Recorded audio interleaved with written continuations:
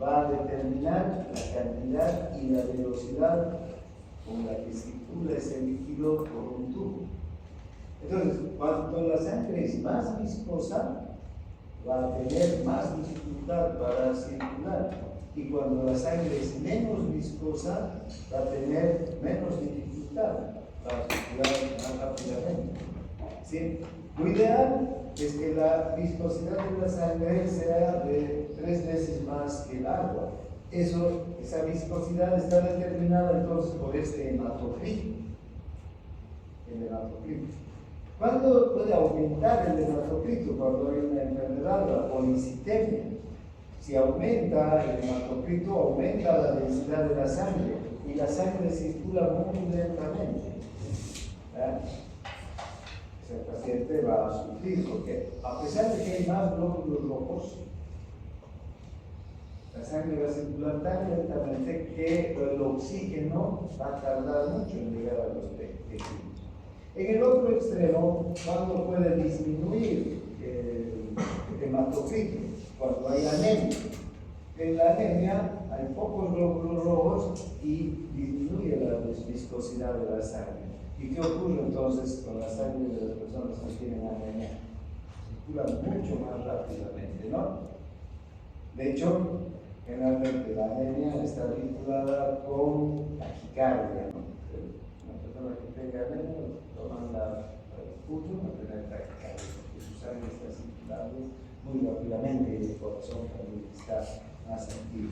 Entonces, lo ideal para que la velocidad de la sangre sea la que necesita el organismo para cumplir con sus funciones vitales, porque la sangre que lleva nutrientes, lleva oxígeno, además recoge productos de desecho, dióxido de carbono. Entonces es importante que una velocidad uniforme de la sangre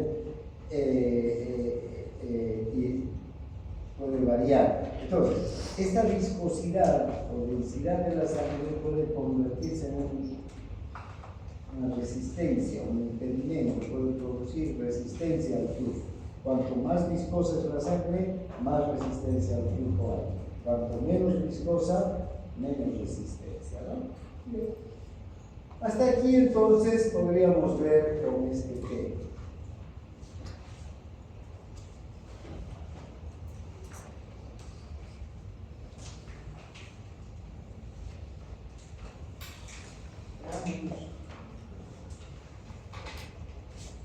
Otro temita.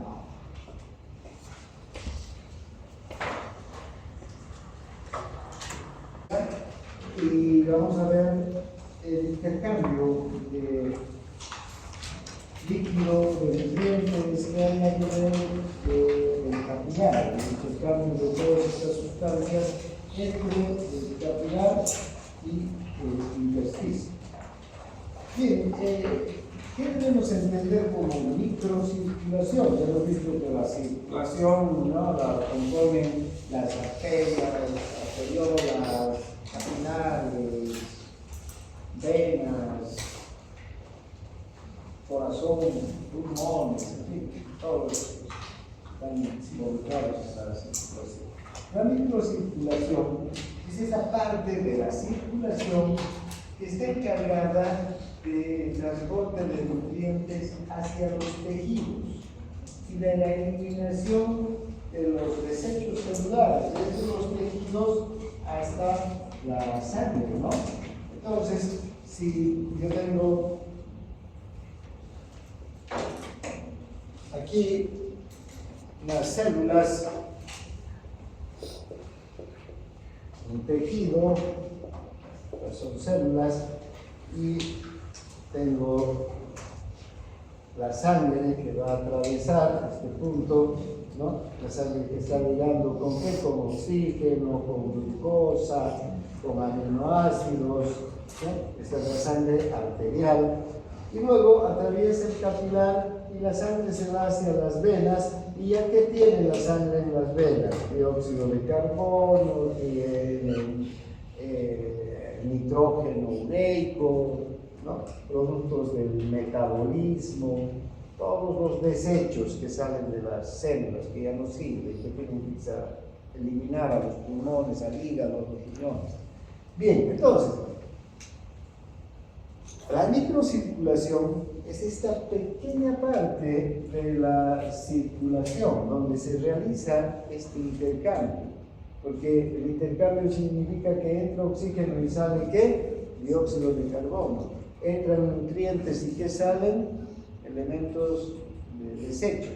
Pero además, una cosa interesante aquí es que en este punto de la circulación el agua va y viene, va y viene, va y viene.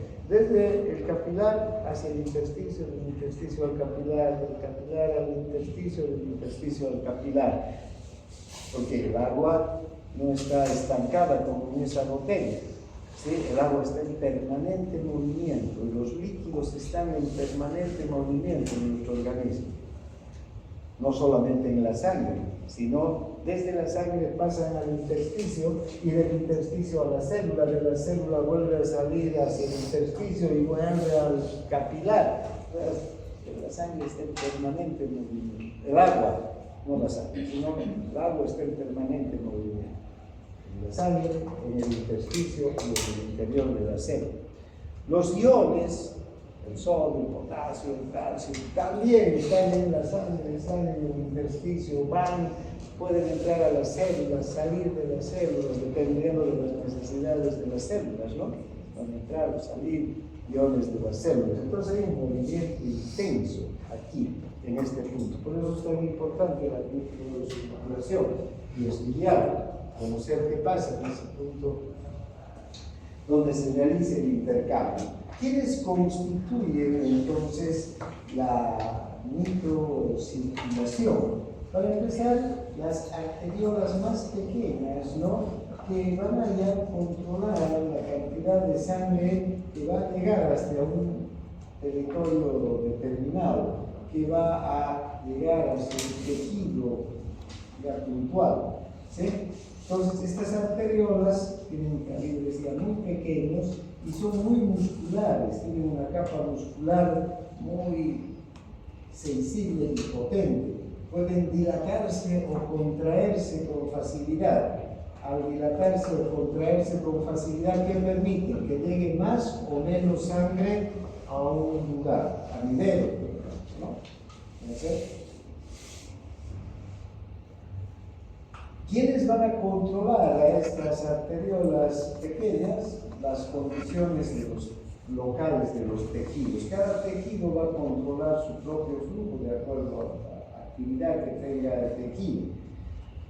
Los capilares continúan a las arteriolas, son el punto donde se va a realizar el intercambio. ¿Qué características tienen los capilares? Los capilares ya no tienen una capa muscular, los capilares ya tienen solamente una capa de células endoteliales, una capa muy delgada. ¿Y qué tienen además en estas células endoteliales? ¿Qué características tiene el endotelio de los capilares? Que tienen unas fenestraciones, unas ventanas o unos poros. Estos poros son las puertas por las que el agua sale desde el capilar y va al intersticio, y el agua vuelve del intersticio al capilar. Pero junto con el agua, ¿qué más va? El oxígeno, los nutrientes, iones, hormonas, hacia el intersticio. Y desde el intersticio, ¿qué vuelve junto con el agua? Dióxido de carbono, productos de desecho, ¿no? Entonces ven que es un intercambio enorme. Si este es el capilar, este curso, y damos de cuenta que no hay estas paredes, el capilar tiene, digamos, este curso es largo, se dio hasta la cancha, y así con una puerta aquí, una puerta allá, y estas ventanas están abiertas. Entonces, ¿ya? ¿Qué es lo que ocurre? Por esta puerta está entrando el agua, así, torrente de agua, ¿no? Y por aquel otro está saliendo el torrente de agua hacia el intersticio, ¿no? Cuando está ventana, por una sale el agua y por otra se entra. Es así, un movimiento intenso de agua, a tal punto que un capilar, un solo capilar, que mide aproximadamente entre 1 y 3 milímetros, una molécula de agua es capaz de atravesar 80 veces del intersticio hacia el capilar en el tiempo que el agua tarda en pasar, que la sangre, si quiere, tarda en pasar por el capilar. Imagínense la intensidad del intercambio, ¿no? Es muy grande la vida de los capilares. Y esto es necesario para que las células se mantengan con todos los productos que necesitan y se deshagan de los que no necesitan. Bien.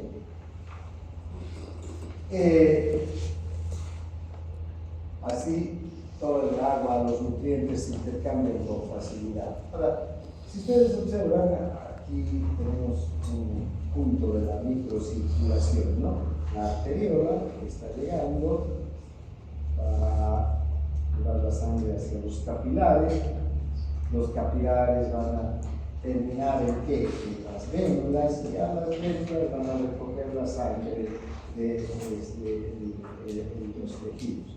Fíjense, por la arteriola llega la sangre oxigenada, rica en oxígeno, rica en nutrientes, y por las vénulas se va la sangre con dióxido de carbono, ya pobre en nutrientes, más bien con muchas sustancias de desecho que está recogiendo de aquí, ¿no? Es como si por acá llegaran los camiones que están con productos alimenticios y todo lo que quieran a un lugar, y por aquí ya se están yendo los mismos camiones con toda la basura que han recogido del lugar, ¿no? Exactamente igual. Bien, esta microcirculación es, digamos, en general tiene esta característica, ¿no? Aunque en cada tejido se va a organizar de forma muy particular. Hay tejidos que en la microcirculación, el tejido cerebral tiene, por ejemplo, una organización diferente, porque los poros capilares son mucho más estrechos, menos productos pasan hacia la neurona, porque pueden pasar tóxicos de peso molecular alto, eso impide la circulación capilar de los tóxicos de peso molecular alto pasan, porque tienen unos poros muy estrechos. Pero en otros lugares, por ejemplo en el hígado, que sintetiza proteínas, sus poros son diferentes, ¿no? Son más anchos. En el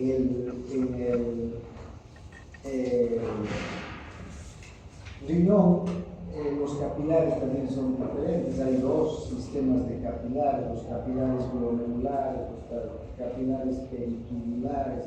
En fin, cada lugar tiene su propia organización, pero a partir de esta estructura general, ¿no? Donde la sangre llega a través de las arteriolas al capilar y del capilar a las vénulas, la sangre que ya se lo utiliza. Bien, entonces las arteriolas, cada arteria nutricia que entra a un órgano se va a dividir en 6, 8, 10 arteriolas pequeñas que tienen una capa muscular muy potente. Tienen diámetros variables las arteriolas, que pueden llegar de 5 a 9 micras. Terminan generalmente en unas otras estructuras que se conocen como metaarteriolas, y estas metaarteriolas tienen una capa muscular muy potente y tienen estas capas musculares circulares que se conocen como esfínteres precapilares. Estos esfínteres son capaces de contraerse o de dilatarse, porque son estructuras de músculo liso, se contrae y se relaja. ¿Para qué se contrae? Para cerrar el paso a la sangre cuando el tejido necesita poca cantidad de oxígeno y está en reposo.